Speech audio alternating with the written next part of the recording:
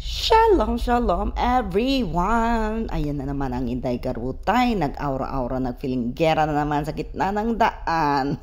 Habang wala pa ang bus sa pupuntahan namin ng aking pinsan. At eto na nga, nasa bus na kami. Nagbiyahe papunta ng Nazareth. Ito ay continuation ng aming pagpunta noong last Saturday. At yan ang Nazareth, yan ang bubungan sa inyo. Entrance pa lang, papataas at paakyat. And ayan po ang second na pinunta namin, ang bahay or carpentry place, workplace ni St. Joseph. At ang makikita ninyo yung isang maliit na chapel. Papasok din yan ng basilica, pero maglalakad kayo ng konti after nyo pumunta ng upper basilica. On the left side, lakad-lakad mga 2 minutes. And then yan, makikita nyo po ang isang chapel. At bababa po kayo dyan underground kung saan this is the place nung nakatira sila dito ni Mama Mary. At actually ito yung kanyang bahay or carpentry ni Saint Joseph. O, diva, napaka-holy, napakatahimik ito guys. So, talagang pinupuntahan talaga ito ng mga turista. So, maraming altar dyan na pwede nilang pag-spendan ng mass. At yan po yung maliit na butas na yan, pwede kayong magbigay ng prayers ninyo at a little of pera or any donations na gusto nyong ibigay sa place na ito kasi pwede nilang parang panglinisan nila or ma-preserve yung place na ito. Ayan po. Ayan, nakikita nyo parang pool yan na sinasabi nila. So, yung mga puti-puti na yan, yan ay isang mga papel na mga humihingi ng kahilingan or prayers. Ganon. Alam mo namang Pilipino, di ba? Mga Christians, they believe in that. So, kung pupunta kayo dito, pwede naman kayo mag-pray or any request from Jesus Christ. So, yan, napaka-old ng bato na yan. So, preserve talaga, guys.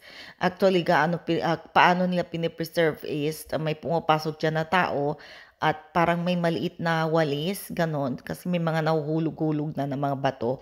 So, winawalis nila yan, unti-unti nilang nililinis lang, guys. So, mahirap mag-preserve ng mga ganitong place at talagang pinoprotektahan ng mga tao dito, mga Franciscans na nagbabantay. So, ayan, pupunta tayo dito sa underground mismo. Nakalock na siya, guys. So, this is believed to be the carpentry or workplace ni St. Joseph, yung baba na yan. So, nung una, nagpapapasok sila para makita nyo yung maliit na kwarto kung saan nagkakarpintero si St. Joseph. Pero sa ngayon, ilang taon na naka-close kasi ang sabi nila nahuhulog-hulog na yung mga bato kasi napaka-old na po yung place na ito, 'di ba? Imagine yung age nila ni Jesus at ni Saint Joseph, 'di ba? So as much as possible preserve nila. So ilang steps 'yan. Ganyan na ganyan pa rin po ang kanilang bahay, pati yung hagdanan, hindi nila ginawa. Pero sinemento ng konti, pero yung mga bato, ganun pa rin guys.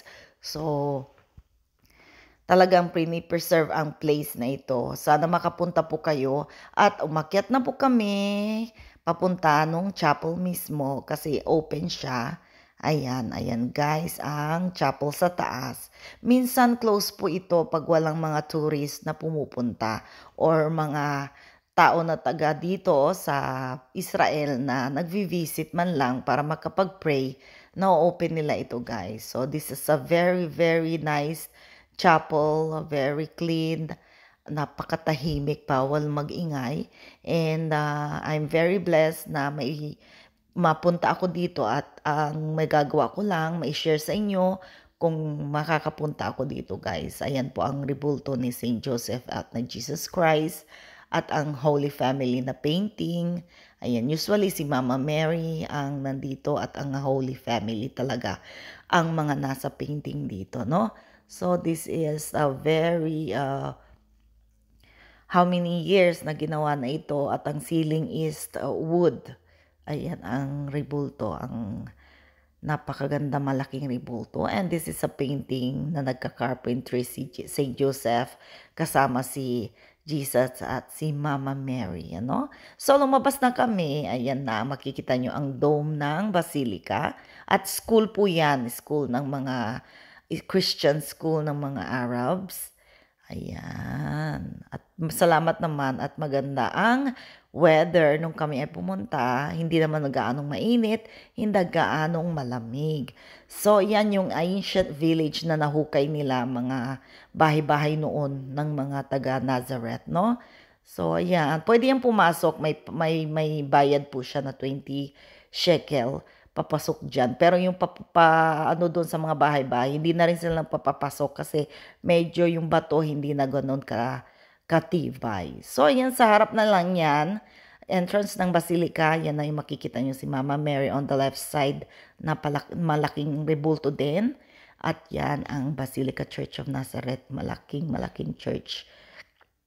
Yan yung painting ng Pilipinas na dinonate nila sa Nazareth Church. So, masaya, no? God bless everyone. Bye!